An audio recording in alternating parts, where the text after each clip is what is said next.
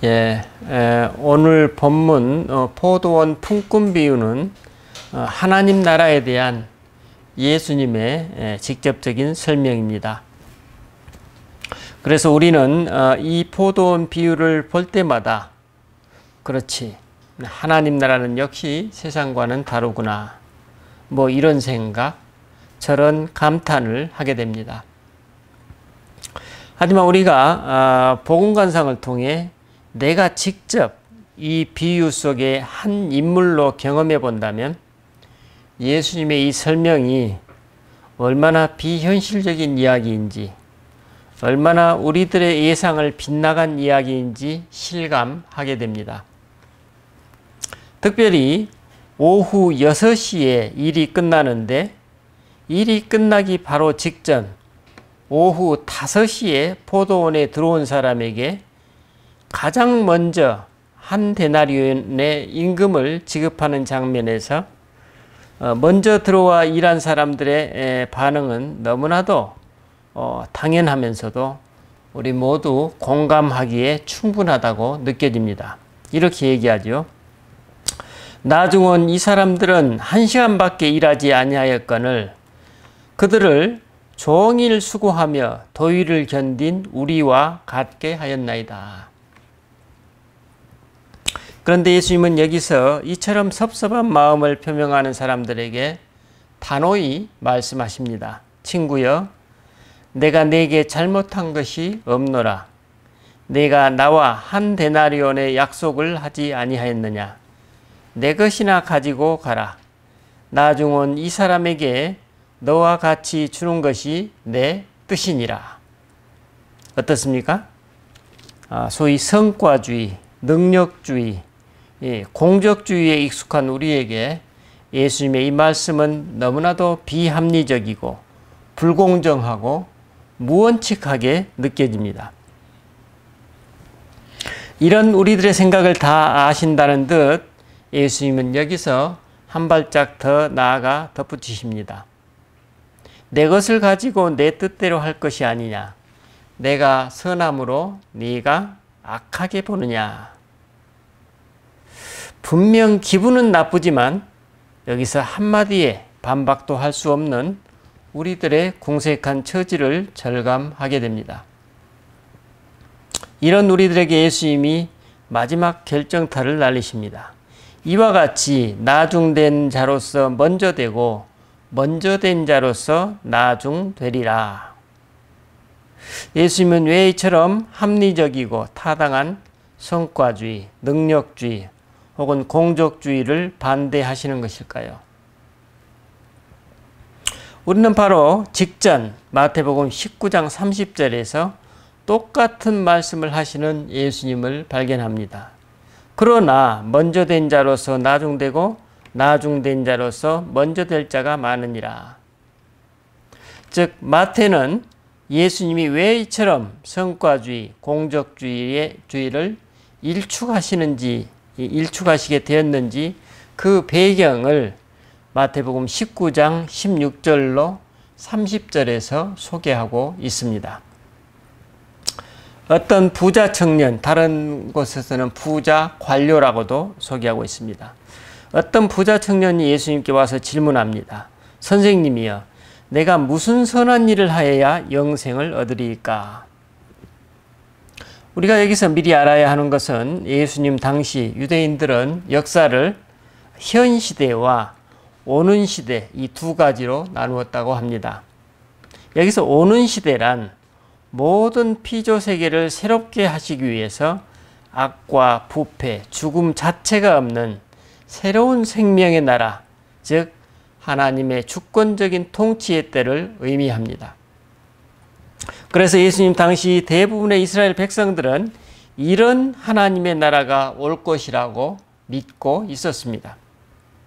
그러므로 이 청년이 말하고 있는 영생이란 단순히 죽지 않고 영원히 사는 것이라는 개념이 아니라 이 오는 시대의 생명을 의미하고 있습니다. 그래서 사람들은 이런 하나님의 통치가 이루어지면 과연 누가 이득을 얻을까? 그 나라에서 과연 누가 새로운 시대의 생명, 즉 영생을 얻게 될까에 초미의 관심을 가졌던 것입니다. 당시 이런 질문에 대한 유대교적 답변은 그들의 율법, 즉 하나님께서 모세에게 준 율법을 잘 지키는 것이라고 생각했습니다. 그러므로 당시 이스라엘 백성들은 자신이 속한 분파의 견해에 따라서 계명을 지키는 실천적인 지침을 만들고 그것을 잘 지키려고 했던 것입니다. 우리가 잘 알고 있듯이 무슨 바리새파니, 에세네파니, 사두개파니 이런 등으로 이렇게 분류되어 있던 것을 우리는 알 수 있죠. 계파가 여기서 뭐예요? 실천적인 계명의 차이를 보이고 있는 것입니다. 이런 맥락에서 마태는 이 부자 청년과 예수님의 의례적인 질문과 의례적인 응답을 소개하고 있습니다. 예수님은 청년의 선생님이여 내가 무슨 선한 일을 하여야 영생을 얻으리까? 라는 질문에 내가 생명에 들어가려면 계명들을 지키라고 응답하십니다. 이에 청년이 구체적인 계명을 좀 더 설명해 달라고 요청합니다. 이에 예수님이 답변하십니다. 살인하지 말라, 간음하지 말라, 도둑질하지 말라, 거짓 증언하지 말라, 내 부모를 공경하라, 내 이웃을 내 자신같이 사랑하라고 말씀하십니다. 이에 청년이 말합니다. 이 모든 것을 내가 지켰사온 즉 아직도 무엇이 부족한 것이 있습니까? 사실 이 청년이나 예수님 모두 대화가 이제 다른 차원으로 옮겨가야 한다는 점을 인식하고 있는 것 같습니다. 이 부자 청년은 천국을 마치 뭔가를 수집하는 것처럼 자꾸만 어떤 자격 요건을 갖추어 자신이 이제 거의 완벽한 요건을 갖추는 데 있어 더 이상 뭐가 더 필요한가라는 질문을 하는 것과 같습니다. 이런 낌새를 알아차리신 예수님이 답변하십니다. 당신이 정 그렇게 완벽한 자격 요건을 갖추기 원한다면 바로 그 완벽한 목록 하나를 알려드리지요. 라고 말씀하시듯이 다음과 같이 제안합니다. 내가 온전하고자 할진대 가서 내 소유를 팔아 가난한 자들에게 주어라. 그리하면 하늘에서 보화가 내게 있으리라. 그리고 와서 나를 따르라. 예수님은 여기서 청년이 기대했던 바와는 완전히 다르게 다른 이스라엘 분파들처럼 좀 더 복잡한 율법을 제시하지 않으십니다. 대신에 아주 간단한 해법을 제시하십니다. 하지만 이 해법은 간단하기는 한데 그에게는 결코 쉽지 않은 부담으로 다가옵니다. 예수님 말씀의 의미가 뭡니까? 당신이 온전한 하나님의 백성이 되기 원한다면 먼저 온전히 하나님께 헌신하는 삶을 살라는 것입니다. 한쪽 발은 세상에, 다른 발은 하나님 나라에 딛고 이쪽에서도 반쪽짜리 백성, 저쪽에서도 반쪽짜리 백성의 모습은 하나님 나라에 합당하지 않다는 것입니다. 여기서 온전하고자 할진대 라는 구절을 잘 묘사하고 있는 구절이 마태복음 5장 48절 그러므로 하늘에 계신 너희 아버지의 온전하신과 같이 너희도 온전하라는 대목에 소개되고 있습니다. 즉 예수님 말씀은 당신이 그처럼 영생을 위한 수집품 목록에 심혈을 기울인다니 당신에게 활용 정점이 될 가장 완벽한 목록 하나를 내가 가르쳐 주겠소. 당신이 그처럼 모든 것을 얻고자 하니 그렇다면 가진 것을 다 나누어 주시오. 그러면 모든 것을 얻게 될 것이요. 뭐 이런 말씀 아닌가요? 당신이 모든 것을 가지려면 모든 것을 손에서 놓으라는 역설적인 진리입니다. 이 부자 청년은 현세의 명예와 부와 건강 모든 것을 가진 사람이었지만 그는 여기서 그치지 않고 그의 모든 것, 그 모든 것의 활용 정점 하나를 원했던 것입니다. 예수님이 보시기에 이 청년이 하나님 나라를 전심으로 섬기기 위해 필요한 단 한 가지는 오직 가난한 마음 뿐이었습니다.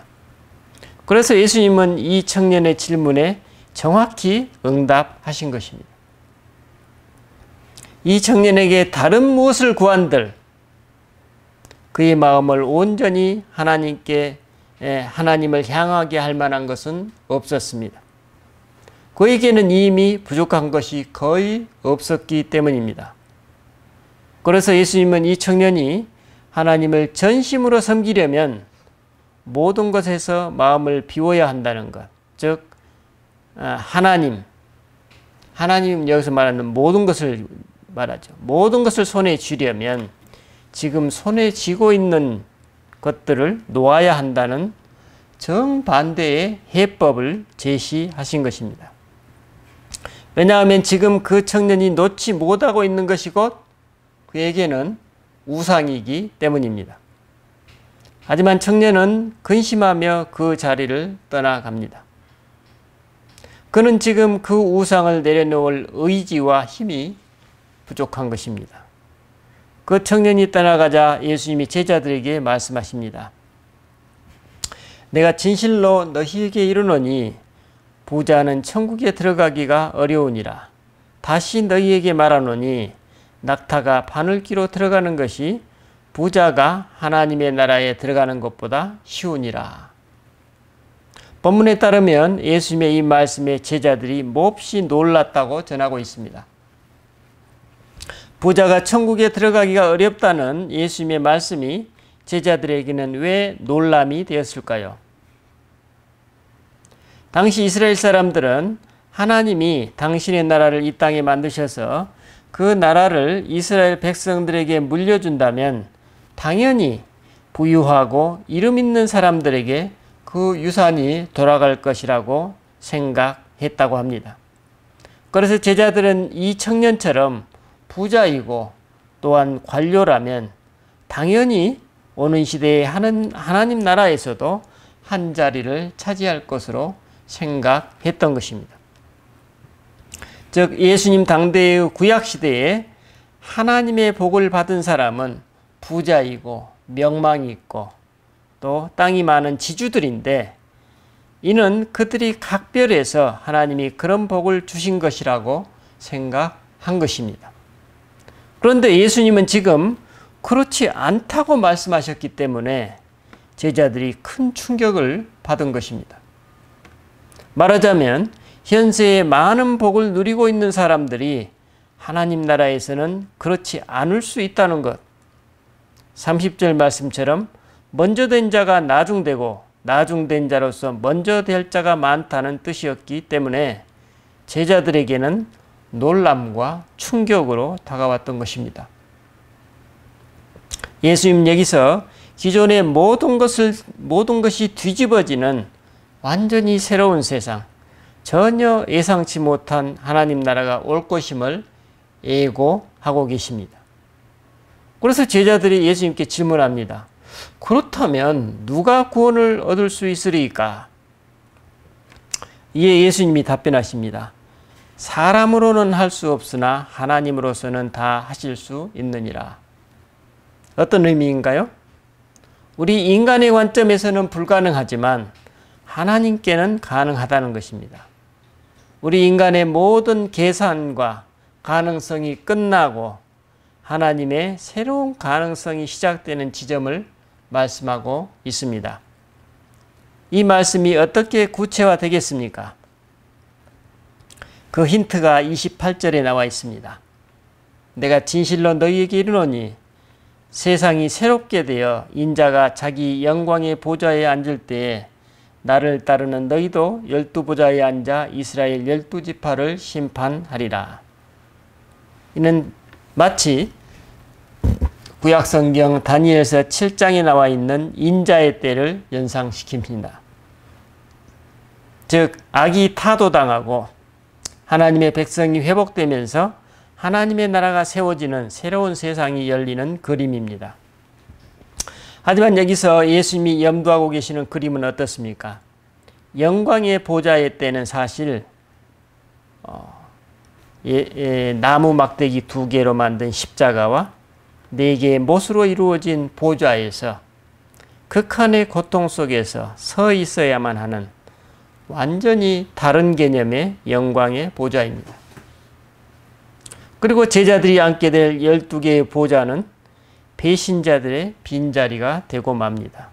바로 이것이 예수님을 기다리고 있는 운명이었고, 그래서 새로운 하나님 나라는 이 땅의 모든 위대함과는 완전히 다른 당시 모든 일반적인 개념과 생각을 뒤집어 버리면서 임하게 된다는 것입니다. 하지만 베드로 사도는 이런 예수님 말씀의 맥락도 모른 채 의기양양하여 말합니다. 보소서, 우리가 모든 것을 버리고 주를 따라 싸운데 그런즉 우리가 무엇을 얻으리이까? 예수님이 30절에서 한마디로 정리해 주십니다. 먼저 된 자로서 나중되고 나중된 자로서 먼저 될 자가 많으리라. 무슨 말씀입니까? 방금 근심하며 예수님을 떠나간 부자 청년만 해당되는 것이 아니라 베드로 사도를 포함한 여러분도 예외는 아니라는 말씀입니다. 어떤 예외예요? 그렇습니다. 먼저 된 자로서 나중되고 나중된 자로서 먼저 될 자가 많을 것이라는 경고입니다. 하지만 제자들이 예수님의 이 말씀을 잘 이해하지 못하는 것 같자 예수님이 오늘 본문 포도원 품꾼 이야기를 하시는 것입니다. 그 구체적인 내용이 이미 여러분들이 잘 알고 계시기 때문에 핵심 포인트만 한번 살펴보십시다. 이 비유에서 문제는 8절에서 10절에 나타나고 있습니다. 즉 저물매 포도원 주인이 청지기에게 이르되 품꾼들을 불러 나중 온 자로부터 시작하여 먼저 온 자까지 싹쓸 주라. 제11시에 온 자들이 와서 한 데나리온씩을 받거늘 먼저 온 자들이 와서 더 받을 줄 알았더니 그들도 한 데나리온씩 받은지라. 여러분, 오후 6시에 포도원 일이 끝났는데 오후 5시에야 포도원에 들어온 사람들을 가장 먼저 불러서 품삯을 주는 것입니다. 그것도 일찍 온 사람들과 약속한 금액과 똑같이 한 데나리온을 주는 것입니다. 그래서 이를 안 다른 사람들, 즉 이른 아침부터 수고한 사람들이 속으로 짐작하게 됩니다. 저 사람들한테 한 데나리온을 준다면 나는 당연히 더 많은 품삯을 주겠지? 라고 생각한 것이죠. 그런데 이 일을 어찌합니까? 그들도 역시 오후 5시에 온 사람들과 똑같이 한 데나리온씩만 주는 것입니다. 그래서 그들이 주인에게 원망합니다. 나중에 온 이 사람들은 1시간밖에 일하지 아니하였거늘 그들을 종일 수고하며 더위를 견딘 우리와 같게 하였나이다. 무슨 말씀입니까? 주인님, 이건 형평성에 맞지 않지 않습니까? 정의와 공의의 하나님 나라가 어떻게 이런 불합리가 있을 수 있다는 말입니까? 이런 말이죠. 이에 주인이 답변합니다. 친구여, 내가 내게 잘못한 것이 없노라. 내가 나와 한 데나리온의 약속을 하지 아니하였느냐? 내 것이나 가지고 가라. 나중에 온 이 사람에게 너와 같이 주는 것은 내 뜻이니라. 내 것을 가지고 내 뜻대로 할 것이 아니냐? 내가 선함으로 네가 악하게 보느냐? 형평성을 따지는 일꾼들의 합리적인 주장에 견주어 보면 쉽사리 수긍이 되지 않는 답변입니다. 그렇다면 포도원 주인이신 예수님은 왜 이렇게 답변하셨을까요? 그 해답이 본문 6절로 7절에 나와 있습니다. 제11시에도 나가보니 서 있는 사람들이 또 있는지라. 이르되 너희는 어찌하여 종일토록 놀고 여기 서 있느냐? 이르되 우리를 품꾼으로 쓰는 이가 없음이니이다. 이렇게 답변합니다. 여러분, 오후 5시에야 포도원에 들어온 이들은 일을 하기 싫어서 포도원에 들어오지 않은 것이 아니라 아무도 그들을 고용하지 않았다는 것입니다. 아무도 자신들에게 일감을 주지 않았다고 대답하고 있습니다. 참으로 의미심장한 답변입니다. 이는 다시 말해 아무도 그들과 함께 일하기를 원하지 않았다는 뜻입니다. 여러분, 어떤 사람들입니까? 그러므로 이들은 어쩌면 포도 수확을 늘리고 일의 효율성을 높이는데 전혀 도움이 되지 않는 소위 기피의 대상이었던 것입니다. 하지만 포도원 주인은 이런 기피의 대상이 된 사람들을 포도원으로 불렀고 하루 종일 땡볕에서 힘들게 일한 사람과 똑같이 한 데나리온의 품삯을 준 것입니다. 예수님은 이것이 바로 하나님 나라의 원리라는 것입니다. 하지만 이른 아침부터 포도원에 와서 일한 사람들은 애초에 약속했던 한 데나리온만을 받게 되자 만족하지 못합니다. 이들은 하나님의 선을 악하게 보는 것입니다. 하나님 나라의 원리를 세상의 원리로 재단하고 있는 것입니다.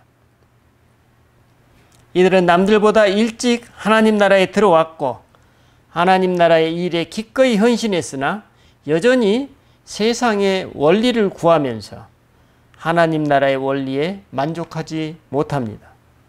예수님 바로 이런 사람들에게 말씀하십니다. 이와 같이 나중된 자로서 먼저 되고 먼저 된 자로서 나중되리라. 이는 정확히 부자 청년을 설명했던 19장 30절에 그러나 먼저 된 자로서 나중되고 나중된 자로서 먼저 될 자가 많으니라는 말씀과 쌍을 이루며 일치를 이루고 있습니다. 무슨 말씀입니까? 베드로 사도와 제자들은 앞에 부자 청년 사례를 보면서 먼저 된 자를 부유하고 권세 있는 사람들로 간주했고 나중된 자를 자신들이라고 착각한 것입니다. 그래서 예수님은 보소서 우리가 모든 것을 버리고 주님을 따르고 있다는 베드로 사도의 의기양양한 태도와 자신들이 받게 될 미래의 보상에 기대하는 모습을 보면서 이 포도원 품꾼 비유를 통해 베드로 사도의 착각을 바로 잡아 주시려 하셨던 것입니다.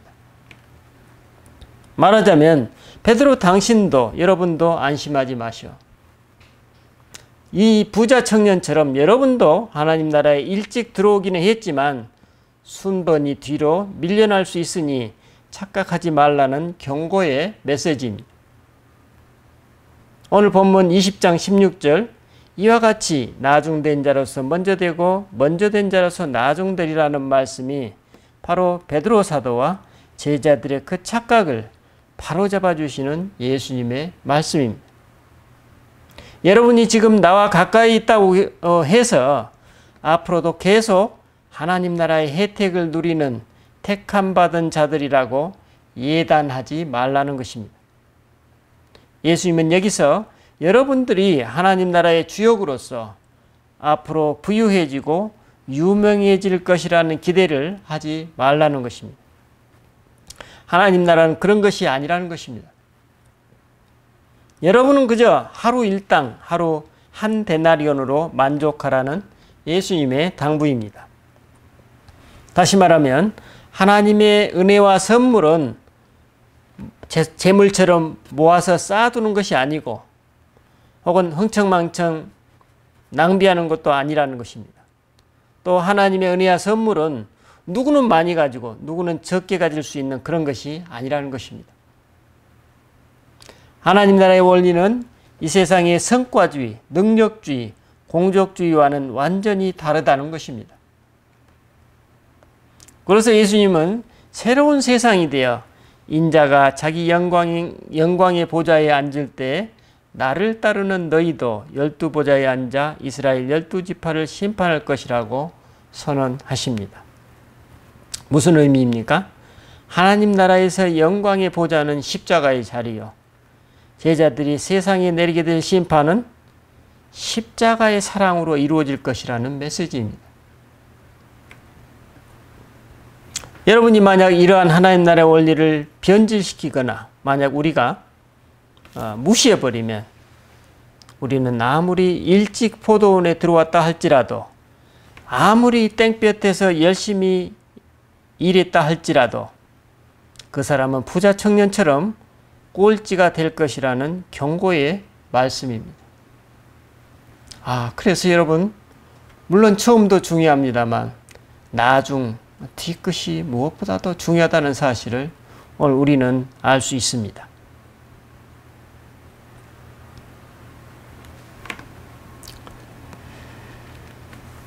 여러분, 오늘 우리 한국 교회의 모습들을 보십시다.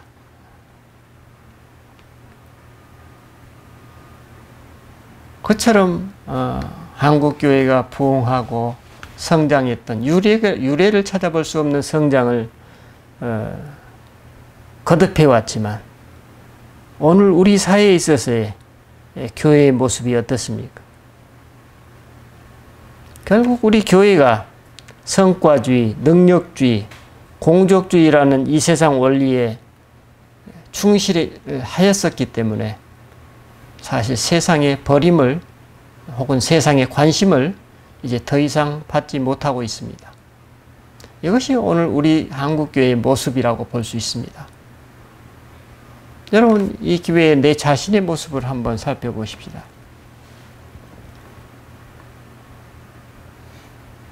우리는 하나님 나라를 살아간다고 하면서 혹시 세상의 원리를 기대하고 있습니까? 세상의 원리대로 하나님 나라가 이루어지지 않는다고 우리가 실망하거나 좌절하고 있지는 않습니까? 오늘 우리 자신을 돌아보면서 하나님 나라에 대한 새로운 인식을 다시 하는 그런 한 주간이 되어보도록 하십시다. 기도하십시다.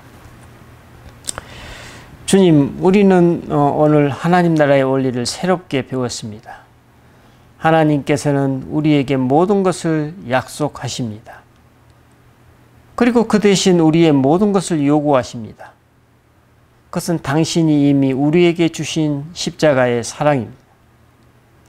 하지만 우리는 이미 주님의 나라에 있으면서도 마치 거래를 위한 이 세상의 계약처럼 하나님께 이 세상의 원리를 기대하고 요구하곤 했습니다. 하나님의 자비가 불편한 우리들의 속내를 용서하여 주시옵소서. 주님, 우리의 삶이 세상의 원리로 변질되지 않도록 우리에게 늘 은혜를 베풀어 주시옵소서. 우리 주 예수 그리스도 이름으로 기도드립니다. 아멘.